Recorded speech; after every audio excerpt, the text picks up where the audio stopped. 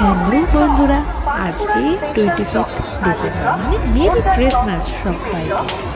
তাই প্রথমেই তুমি দেখতে পাচ্ছ জুয়েল ম্যাজিকের একটা দারুণ পোস্টার। ইয়েস, এটা আমারই পোস্টার, আমি জুয়েল ম্যাজিক। তোমরা জানো আমার চ্যানেলের নাম বাবি জুয়েল ম্যাজিক।